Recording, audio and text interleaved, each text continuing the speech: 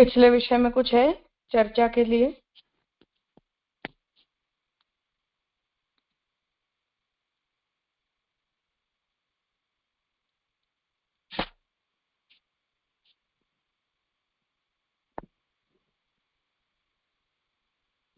ठीक है, तो 18वें पत्र में श्री हरिराय जी ने ये आज्ञा दी कि हमें भगवत सेवा जो है वो श्री महाप्रभु जी के भाव और सर्वनिर्णय में आपने जो आज्ञा दी है उन मार्गदर्शन के अनुरूप करनी चाहिए और कोई भी प्रकार का स्वातंत्र्य जो है वो भगवत सेवा में नहीं समाविष्ट होना चाहिए। अब आगे 14वीं 15वीं कारिका में तत्त्वं विदित्वा परमं यशोदोत्संगलालितं श्रीमदाचार्य तत्पुत्रान् हित्वा स्मत्स्वामिनीरपि तत्तुल्यबुद्ध्या नाशः स्यात् सर्वथेति विनिश्चयः एतावती सती शिक्षा संक्षिप्ता ध्रियतां हृदि। श्री यशोदा जी के उत्संग में लालित श्री कृष्ण को परम तत्व जानी के श्रीमदाचार्य जी इनके पुत्र और श्री व्रजभक्तन को छोड़ी के इनके तुल्य बुद्धि ते सर्वथा नाश होए, यह निश्चय है। इतनी सत्य संक्षेप शिक्षा हृदय में धारण करनी। वैष्णव भगवत सेवा करे और यह चारों पदार्थ को परम तत्व जाने। श्री यशोदोत्संग लालित प्रथम तत्व सो श्री गोसाई जी कहे हैं, जानीत परमं तत्त्वं यशोदोत्संग लालितम तदन्यद इति ये प्राहु आसुरांस्तानहो बुधाः। या भांति प्रथम तत्व श्री यशोदोत्संग लालित। तो यहाँ जब हम भगवत सेवा करते हैं तो किन्हें हमें सर्वोपरि जानने चाहिए, उनका निरूपण यहाँ कर रहे कि सबसे पहले श्री यशोदा जी की गोद में खेलने वाले भगवान श्री कृष्ण, जिनके लिए श्री गोसाई जी आज्ञा करते हैं कि इन्हीं कृष्ण को हमें परम तत्व जानने चाहिए। जो भी लोग किसी अन्य को, भगवान के अतिरिक्त किसी अन्य को मूल तत्व के रूप में बताते हैं, उन्हें हमें आसुरी समझने चाहिए। तो इस प्रकार सर्वप्रथम सर्वोपरि तत्व भगवान श्री कृष्ण स्वयं है। श्री आचार्य जी महाप्रभु दूसरो तत्व, द्वितीय तत्व श्री महाप्रभु जी स्वयं। श्री गोसाई जी श्री विठलनाथ जी तृतीय तत्व। अस्मत् स्वामिनी जी व्रजभक्त चतुर्थ तत्व, यह परम तत्व अपने मन में जाने। ऊपर कहे चारों तत्व श्री कृष्ण, श्री आचार्य जी, श्री गोसाई जी, श्री स्वामिनी जी समान लौकिक में काहू को जाने, इनको शीघ्र ही नाश होए। वाको आसुर जानो सो वार्ता में कहे हैं। जो मीराबाई के घर रामदास जी ने श्री आचार्य जी के पद गाए, तब बाई ने कही जो कछु श्री ठाकुर जी के पद गाओ। यह सुनत ही रामदास ने कही जो दारी रांड यह पद कहा तेरे खसम को है, आजू पीछे तेरो मुख न देखूंगो। पीछे मीराबाई बहुत मनोहार कर राखन लागी, परंतु न रहे, उह गाम छोड़ी दियो और चीत स्वामी बीरबल के यहाँ बरसौंदी लेन गए, हते तहां गायो।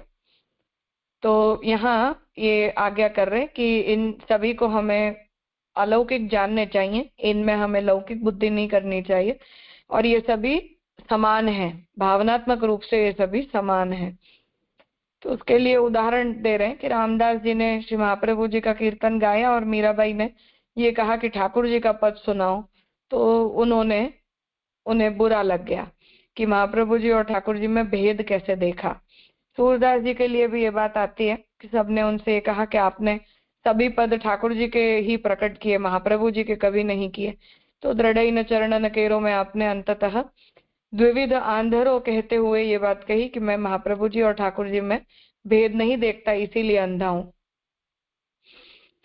तो ये बात बता रहे हैं कि वो भाव भेद अगर दो लोगों में होता है तो उससे कोई ना कोई प्रकार का क्लेश एक दूसरे के मन में बनता है, तो वो हमें नहीं होने देना चाहिए। चीत स्वामी का दूसरा उदाहरण दे रहे हैं कि चीत स्वामी बीरबल के यहाँ बरसौंदी लेन गए, हते तहां गायो। चीत स्वामी गिरिधरण श्री विठल, यही तेही यही कछु न संदेह। यह सुनी के बीरबल ने कही देशाधिपति पूछेगा तो कहा जवाब दोगे। यह सुनत ही चीत स्वामी कहे जो मेरे भाई तो तू ही म्लेच्छ है, आजू पीछे तेरो मुख न देखूंगो। ऐसे कही के बरसौंदी छोड़ी के चले आए, ऐसी टेक वैष्णव राखे। तो बीरबल ने भी जब श्री गोसाई जी और ठाकुर जी में भेद देखा, या उनके मन में भी क्षणिक भी ये जब विचार आ गया, तो चीत स्वामी ने कहा कि अब तुम्हारे घर का खाना नहीं। तो बीरबल वैसे वैष्णव था, परंतु अपरिपक्वता होगी। तो वो बता रहे हैं कि ऐसी निष्ठा वैष्णवों ने रखी। ताते यह चारों तत्व को लौकिक में कोई इन समान जाने, ताको निश्चय नाश होए।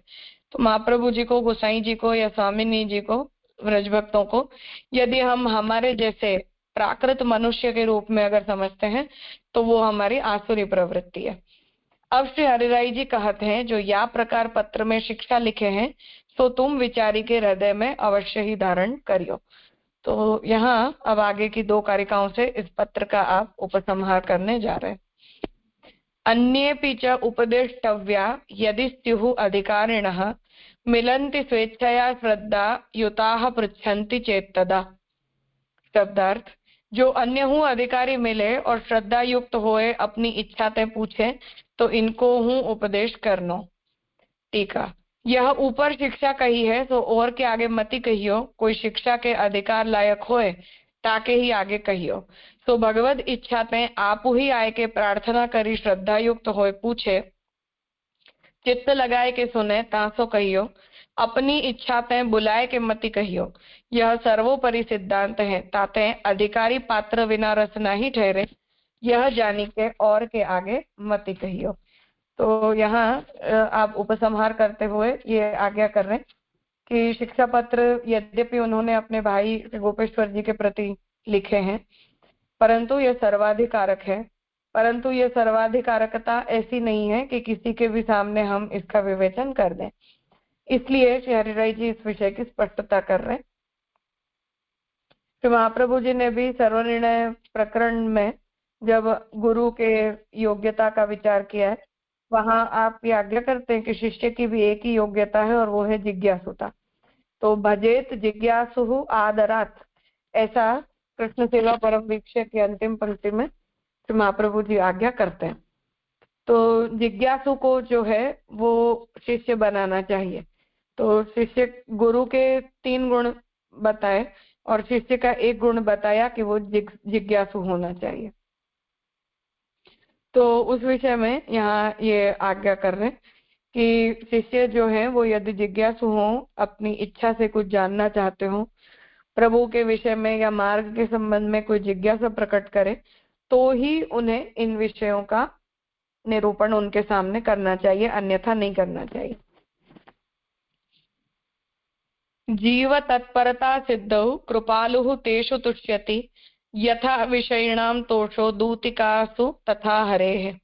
गीता जी के उपसंहार में भी इदंते ना तपस्काय ना भक्ताय कदाचन, ऐसे कह के भगवान ये आज्ञा करते हैं कि तप रहित व्यक्ति को, अर्थात कि जिसके अंदर वैराग्य का भाव न हो, जो व्यक्ति शुद्ध मन वाला न हो, तपस्वी वृत्ति वाला न हो, ऐसे व्यक्ति के सामने, और ना भक्ताय अभक्त के सामने इस ज्ञान को मत कहना। ऐसे कहते हुए तप करने वाला और भक्त, उसी के सामने गीता जी के उपदेश का भी विवेचन करना चाहिए, ऐसी आज्ञा श्री भगवान भी करते हैं। तो उसे ही यहाँ शिष्य के गुण के रूप में बताया, जिसके साथ इन पत्रों में निरूपित विषयों का निरूपण और चर्चा की जा सके। अब अंतिम कारिका, जीव की भगवत परता की सिद्धि होए, तब कृपालु प्रभु भगवत वार्तादिक करीवे वारे ऊपर प्रसन्न होए। जैसे कामी पुरुषन को संतोष दूती के ऊपर होए है, तैसे हरि को संतोष भगवत वार्ता करीवे वारे भक्तन के ऊपर होए है। टीका, ऊपर कहे ता प्रकार यह जीव भगवत धर्म में तत्पर होए, तब यह पुष्टि मार्गीय फल सिद्ध होए। जैसे प्रहलाद को हिरण्यकश्यपु ने बहुत दुख दियो, परंतु प्रहलाद जी ने अपनी तत्परता भगवत धर्म भगवान को आश्रय न छोड़ो, तब श्री नृसिंह जी प्रकट हुए, प्रतिबिंब दूर किए, फल सिद्ध भय। तैसे ही पुष्टि मार्गीय वैष्णव पुष्टि मार्ग में तत्पर होए तो फल सिद्ध होए। प्रभु कृपालु हैं, तो ऐसे भक्तन के ऊपर संतोष पावे, प्रसन्न होए। जैसे विषयी को दूती में संतोष होए, तैसे ही श्री भगवान अपने भक्त की अनन्यता देखी के ताकि ऊपर बहुत प्रसन्न होते हैं। प्रसन्न होए अपने दास के सगरे कार्य पूर्ण करते हैं, सदा कृपा करते हैं, प्रतिबंध दूरी करी के फल देते हैं, यह निश्चय सिद्धांत है। इति श्री हरिराय जी कृतम अष्टादशम शिक्षा पत्रम श्री गोपेश्वर जी कृत व्रजभाषा टीका समेतम समाप्तम। तो यहाँ अंतिम कारिका में श्री हरिराय जी ये आज्ञा दे रहे हैं कि जीव की भगवत परता जो है वो जब सिद्ध होती है, जब वो प्रभु संबंधी वार्तालाप, प्रभु संबंधी चर्चा, प्रभु संबंधी सिद्धांतों का विचार, भगवदियों के साथ संग, इन सभी के अनुरूप वो अपने आप को बनाता है। तो उदाहरण दे रहे हैं कि जैसे कोई कामी पुरुष है जिसे शारीरिक सुख की आकांक्षा होती है, तो उसकी इच्छा कोई एक स्त्री से पूरी नहीं होती है, उसे बहुत इच्छाएं होती ही रहती हैं, अनंत इच्छाएं होती रहती हैं। और वो इच्छाएं जो है वो अपनी पत्नी से पूरी नहीं होती है, अन्यों से पूरी होती है। तो ये जिनमें अनन्यता नहीं है ऐसे लोगों की ये स्थिति होती है, और जिनमें अनन्यता होती है उनकी भगवत स्थिति होती है, उसे यहाँ बता रहे। इसलिए भगवान में जो लोग निष्ठ होते हैं वो लोग प्रभु संबंधी चर्चा, प्रभु संबंधी विचार जो है वो करना चाहते हैं, और उसी से भगवान भी जो प्रसन्न होते हैं। तो भगवान उसके व्यवहार से इस बात को देखते हैं, व्यक्ति मुझ में निष्ठ है, मेरी आज्ञा का पालन करने वाला है, मेरा आज्ञाकारी है। तो जब भगवान भी भक्त के अंदर ऐसे गुणों को देखते हैं तो उसके ऊपर प्रसन्न होते हैं, उसकी क्रियाओं से, उसके व्यवहार से भगवान संतुष्ट होते हैं। फिर भक्ति मार्गीय जो भी उसके प्रतिबंध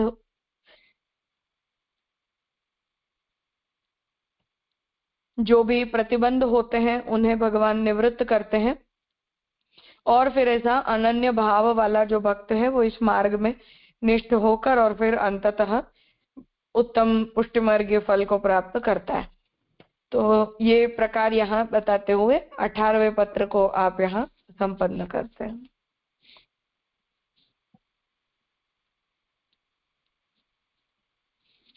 कुछ पूछना है इस विषय में?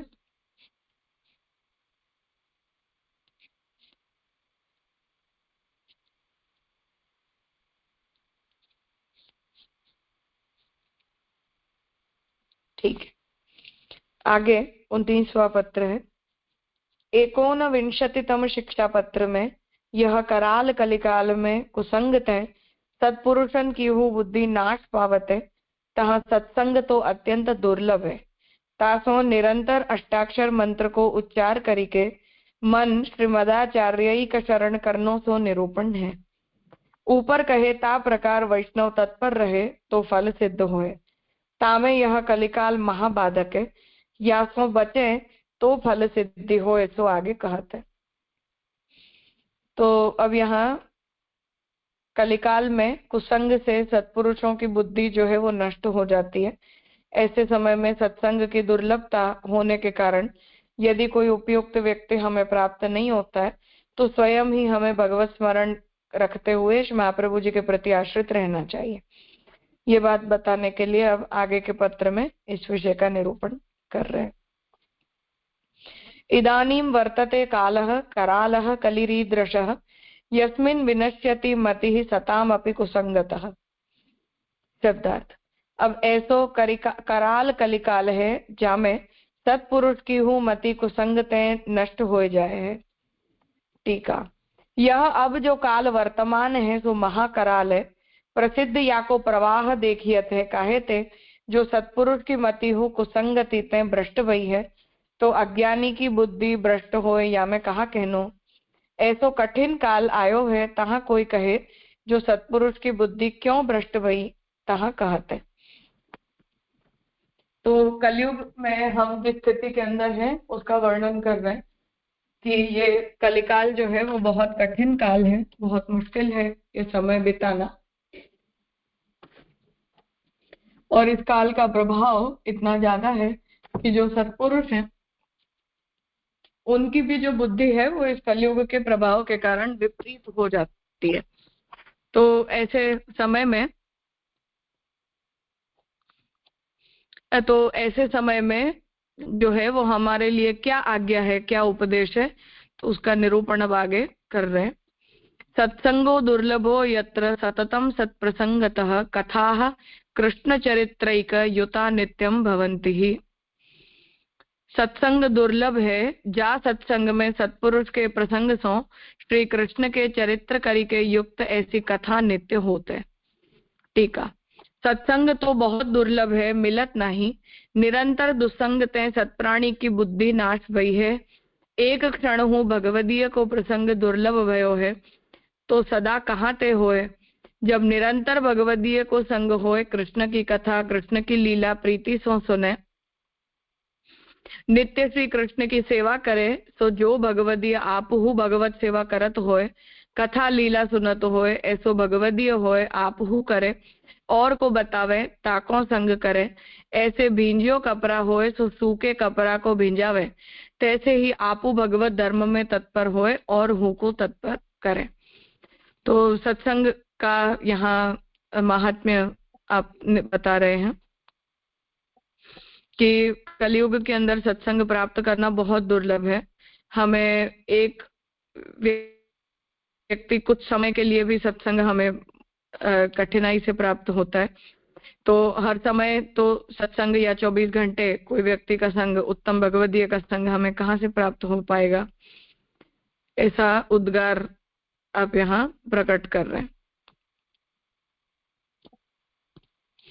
और आप यहाँ ये आज्ञा कर रहे हैं कि भगवदीय हमें ऐसा प्राप्त हो जो स्वयं सेवा पारायण हो, स्वयं भगवान की लीला प्रभु के चरित्रों का श्रवण स्मरण चिंतन करता हो, तब तो जो है वो हमारे चित्त के अंदर ऐसे व्यक्ति के संग से भक्ति प्रकट होती है। तो उदाहरण दे रहे हैं कि जैसे कोई गीला कपड़ा होता है, उसे अगर हम सूखे कपड़े के ऊपर डाल देते हैं तो जो सूखा कपड़ा होता है वो भी गीला हो जाता है। उसी प्रकार से जिस व्यक्ति के अपने हृदय के अंदर भक्ति का रस प्रकट होता हो, ऐसे व्यक्ति के संग में रहने से हमारे भी हृदय में भक्ति का भाव, भक्ति जो है वो प्रकट हो जाती है। इसलिए ऐसे व्यक्ति के संग में रहते हुए हमें भगवत धर्मों का अनुसरण करना चाहिए। ये आज्ञा यहाँ से रहे। हाँ प्रणव भाई।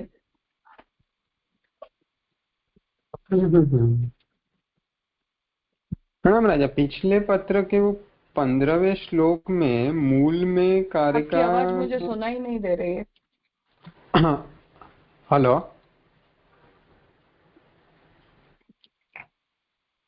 Hello hello. हाँ जय श्रीबन। हाँ राजा, दंडवत प्रणाम।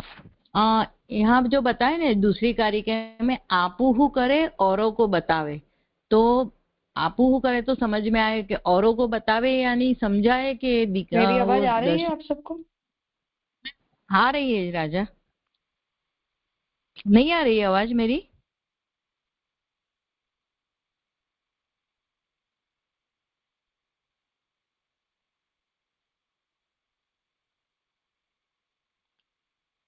हाँ राजा।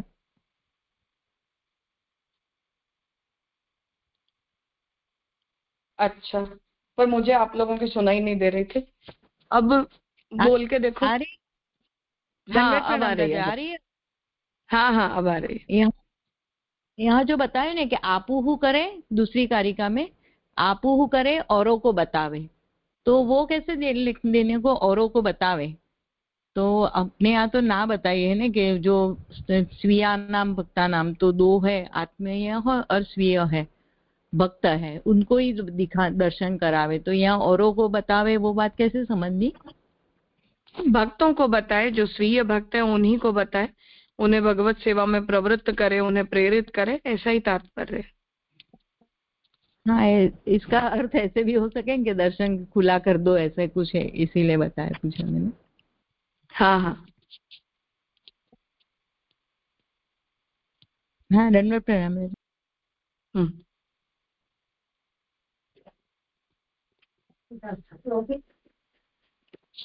हाँ प्रणव भाई। हेलो, अब सुनाई दे रहा है? हाँ दे रहा है। पिछले पत्र के 15वें श्लोक नहीं 14वें श्लोक में वो जो जहाँ से शुरू किया वहां पर मूल में शब्द आ रहा है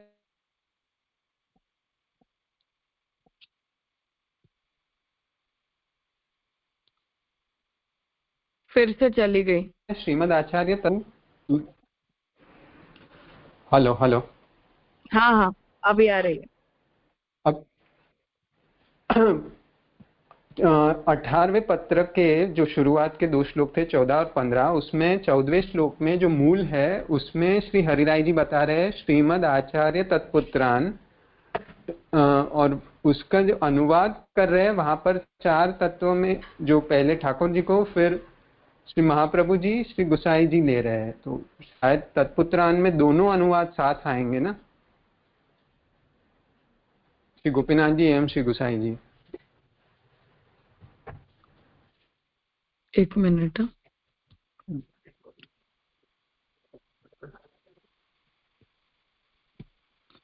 हाँ दोनों आएंगे।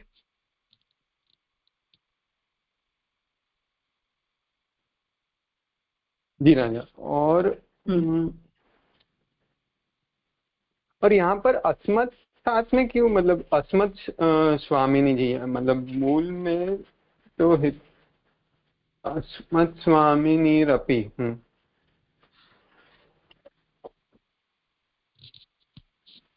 हाँ तो वो हमारे स्वामिनी मतलब रजभक्त आदि भी। जी राजा। हाँ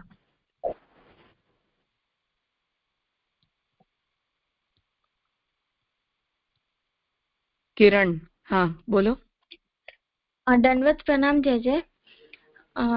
जो उत्सव में पारिजात के फूल की माला जी गांधी जी को धराते हैं, अगर वो अवेलेबल ना हो तो अभी सब मोतियों की पारिजात की माला जी मतलब फूल बना के फिर उसकी माला जी सीत करके धराते, तो वो रीत क्या सही है या गलत है? नहीं ठीक है, कोई उसमें आपत्ति की बात नहीं है। वो मोती की गुंथाई का केवल एक प्रकार है, अच्छी बात है।